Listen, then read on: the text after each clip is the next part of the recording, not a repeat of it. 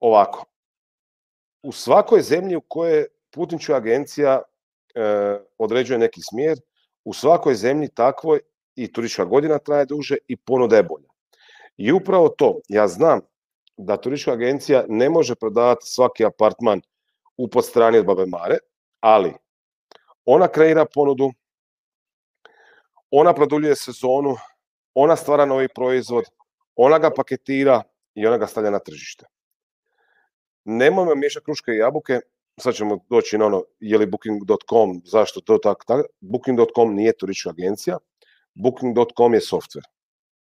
I sve ovo što se, znači, da ne bi miješali kruške i jabuke. Hrvatske turističke agencije, pa i strane, a tu mislim pod slovenske, talijanske, bosanske, srpske, albanske, tako dalje, imaju Hrvatsku kao Hrvatsku u svojoj ponudi. I mi, kao putnički agenti, uistinu najbolje znamo našu destinaciju. Nije biti isto šef recepcije u hotelu u Podstrani, pa onda još ne znati, karikiram sad naravno, još ne znati koliko soba imaš u hotelu. I isto biti putnički agent u nekoj DMC agenciji. Od nas se očekuje da znamo i destinaciju, da znamo i zemljopis, da znamo i svaki hotel u Hrvatskoj i tako dalje. Keko Kekovski, vratio bi se i još jedan korak unazad. Mi ne samo da se okrećemo domaćoj ponudi, mi je potičemo, promoviramo i unapređujemo.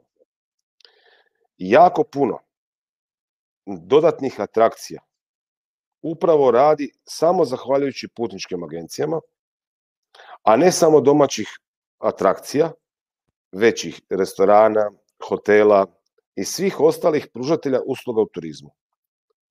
I sad bi se odmah prebacio na jedno pitanje, znači turizam 2019., 2020., 2021. Turizam nije četveročlana obitelj iz Nađ Kanjiže koja će biti 7 dana u apartmanu na Viru. Turizam nije samo suhoparna brojka koliko je gostiju prešlo preko granice. Turizam je puno više.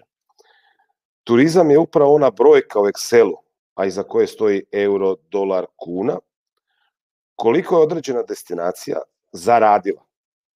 Znači ovdje ne govorimo o emocijama, ovdje govorimo o zaradi.